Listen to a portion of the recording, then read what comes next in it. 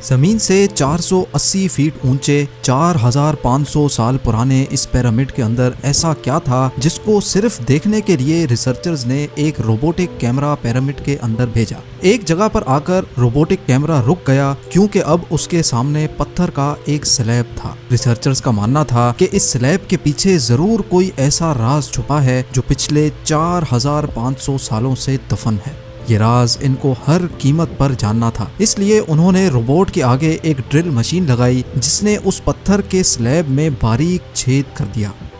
अब इस छेद के अंदर एक कैमरा भेजा गया जिसने स्लैब के उस पार एक ऐसा मंजर देखा जो पिछले 4500 सालों से किसी ने भी नहीं देखा था। ज़ेम टीवी की वीडियोस में एक बार फिर से खुशामदीद। नाजरीन, मिस्र यानी इजिप्ट में टोटल 138 ऊंचे तरीन पिरामिड्स मौजूद हैं जिन्होंने पिछले हजारों सालों से दर्जनों अर्थक्वेक्स और कई खतरनाक तूफान का सामना किया, लेकिन मजाल है इनमें से कोई एक भी इधर से उधर हुआ हो। इनमें से सबसे ऊंचा और बड़ा pyramid the great pyramid of Giza कहलाता है और इस पिरामिड की बेस का एरिया 13 एकर्स है। यानी इस पिरामिड के अंदर हैरत अंगेज तौर पे एक दो नहीं बल्कि पूरी 9 फुटबॉल फील्ड्स आराम से फिट आ सकती हैं। एक एस्टीमेट के हिसाब से इस पिरामिड में टोटल 23 लाख बड़े बड़े पत्थरों का इस्तेमाल हुआ, जिनमें से कई पत्थरों का वजन 50 टन भी था। अगर इसके टोटल वजन का अंदाजा लगाया जाए तो इस पिरामिड का वजन 60 लाख टन है, जो 12 बुर्ज खलीफा के वजन के बराबर बनता है।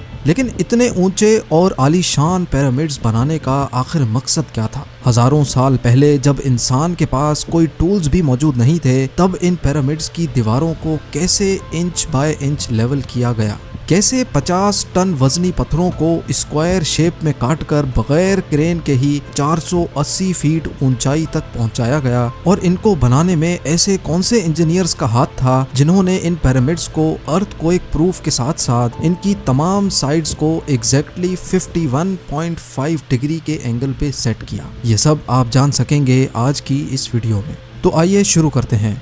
Challenge number 1। कई सदियों से मुख्तलिफ रिसर्च टीम्स इस पिरामिड की कंस्ट्रक्शन टेक्निक जानने के लिए सर जोड़कर बैठी थीं कि आखिर इस पिरामिड की हर side exactly north, south, east और वेस्ट पे बगैर कंपास के कैसे सेट की गई होंगी। कई एक्सपर्ट्स का मानना है कि उस टाइम के आर्किटेक्ट्स ने सबसे पहले ऐसी जमीन तलाश की होगी जो लाखों टन वजनी पत्थरों का वजन झेल सके। उसके बाद पोलर स्टार्स यानी वो सितारे जिनकी मदद से अर्थ के पोल्स का पता पड़ता है, उनकी मदद से पिरामिड की हर साइड को मार्क किया गया। ना कोई कंपास और ना ही कोई ऑप्टिकल इंस्ट्रूमेंट, सिर्फ इस बेसिक टेक्निक से हजारों साल पहले इस पिरामिड की डायरेक्शन सेट की गई और वो भी 0 एरर्स के साथ। Challenge number 2। अगला चैलेंज था जमीन को लेवल करने का। जिस 13 एकड़ की जमीन पर इस पिरामिड को बनना था, उसका लेवल थोड़ा सा भी आउट होता तो 23 लाख पत्थरों के इस पहाड़ का खड़ा होना बिल्कुल भी मुमकिन नहीं था। अब इस जमीन को लेवल करने के लिए उस टाइम के इंजीनियर्स के पास ना ही लेजर लेवलर था और ना ही बबल लेवल। एक्सपर्ट्स का मानना है कि कंस्ट्रक्शन साइट की चारों साइड्स पर खड्डा करके उसमें पानी डाला गया होगा और फिर एक साइड के पानी के लेवल से दूसरे साइड के पानी के लेवल को मैच किया गया होगा। जो जमीन का हिस्सा पानी के लेवल से मैच नहीं कर रहा होगा, उसको छेनी और हथौड़ों की मदद से काट कर लेवल किया गया होगा। कई एक्सपर्ट्स का मानना है कि एंशिएंट इजिप्शियंस ने इस सिंपल टूल का भी इस्तेमाल किया, जिसकी दोनों साइड्स पे लकड़ियां और उसके ठीक सेंटर पे एक रस्सी से पत्थर बंधा हुआ है। अगर पत्थर जमीन से टच हो गया और उसकी रस्सी ठीक सेंटर लाइन पे आ रही होगी तो इसका मतलब है कि बीच की जमीन परफेक्टली लेवल्ड है।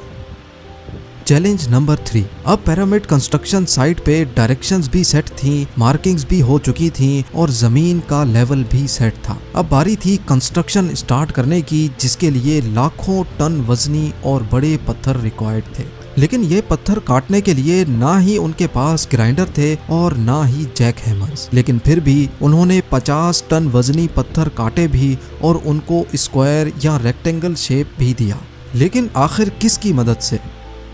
जी हाँ, यही वो सिर्फ एक टूल था जिसकी मदद से पत्थरों को काटा गया। एक्सपर्ट्स का मानना है कि पिरामिड की कंस्ट्रक्शन पे इस्तेमाल होने वाली छेनी सिर्फ कॉपर से ही नहीं बनी थी, क्योंकि उनको भी ये बात मालूम थी कि कॉपर नरम होता है और पत्थर नहीं काट सकता। इसलिए इसमें एक केमिकल आर्सेनिक भी शामिल किया गया था। कॉपर और आर्सेनिक से बनाई जाने वाली ये छेनी लकड़ियों के हथौड़ों से पत्थरों पर ठोकी जाती थी और कई घंटों की मेहनत के बाद बड़े बड़े पत्थर शेप में लाए जाते थे। Challenge number 4। अब चूंकि ये खास किस्म का पत्थर जिसको आज लाइम स्टोन कहा जाता है, उसकी कटाई पिरामिड कंस्ट्रक्शन साइट गीजा से 250 किलोमीटर दूर टोरा के शहर में हो रही थी। अब मसला था ये पत्थर गीजा तक ट्रांसपोर्ट करने का। हर एक पत्थर 50 टन यानी 50,000 केजी के बराबर था, जो तकरीबन 3 पैसेंजर बस के वजन के बराबर बनता है। और ऐसे 23 लाख पत्थर सिर्फ एक पिरामिड में इस्तेमाल होना थे। इतना ज्यादा वजन ट्रांसपोर्ट करने के लिए ना ही उस दौर में कोई जानवर काम आ सकता था और ना ही उनके पास ट्रक्स मौजूद थे। हत्ता कि अगर आजकल के जदीद दौर में भी ये काम करना पड़े तो ट्रांसपोर्ट कंपनीज को अच्छा खासा टफ टाइम आएगा। हैरत अंगेज तौर पे ये काम वर्कर्स और कश्तियों की मदद से किया गया। जी हाँ, टोरा और गीजा के दरमियान मौजूद रिवर का फायदा उठाया गया और बड़ी बड़ी कश्तियों में पत्थर लाद कर पिरामिड साइट पर पहुंचाए गए।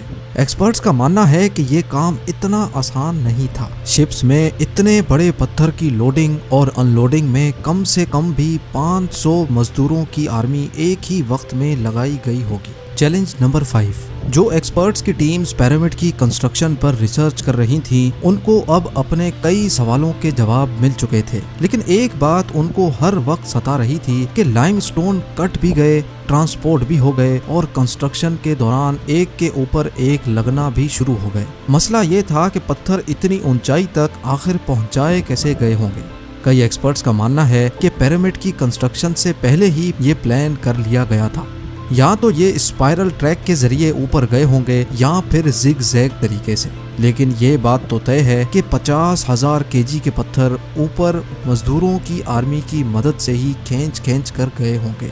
Challenge number 6। बात सिर्फ लाखों मजदूरों छेनी हथौड़े से लाइमस्टोन काटने और इतने बड़े पत्थरों को ट्रांसपोर्ट करने की ही नहीं थी। इस पिरामिड के अंदर कंपार्टमेंट्स, उनके अंदर जाने का रास्ता और कई छोटी छोटी सुरंगें भी बनाई गई थी। बाकी सब चीजें तो ठीक थी, लेकिन एक चीज एक्सपर्ट्स को हैरान कर गई और वो ये थी कि अंदर के कंपार्टमेंट्स में जो पत्थर इस्तेमाल हुआ था वो लाइमस्टोन नहीं बल्कि ग्रेनाइट था। जी हाँ, ग्रेनाइट एक ऐसा पत्थर है जो डायमंड के बाद दुनिया का सबसे सख्त तरीन स्टोन माना जाता है। आजकल के मॉडर्न दौर में भी ग्रेनाइट बड़े बड़े ग्राइंडर्स की मदद के सिवा काटा ही नहीं जा सकता। दुनिया भर से कई आर्कियोलॉजिकल एक्सपर्ट्स को पिरामिड का विजिट भी करवाया गया, लेकिन किसी को भी इस बात का सुराग नहीं मिला कि 4500 साल पहले इजिप्शियंस ने ग्रेनाइट जैसे ठोस पत्थर को इतनी सफाई से कैसे काटा था। आखिरकार कई सालों के बाद एक्सपर्ट्स ने इस मिस्ट्री को भी सॉल्व कर दिया। इजिप्शियंस ने ग्रेनाइट को इतनी सफाई से एक ऐसे आरे से काटा था जिसके दांत ही नहीं थे। जी हाँ, बगैर दांतों वाले इस आरे के दोनों साइडों पर वजन डालकर इसको ग्रेनाइट पर चलाया जाता था और बीच में बजरी डाली जाती थी। एक्सपर्ट्स का मानना है कि इस तरीके से इतने बड़े पत्थर को काटने में 4 महीनों का वक्त लग जाता था। आखिरकार पिरामिड्स बनाने का मकसद क्या था?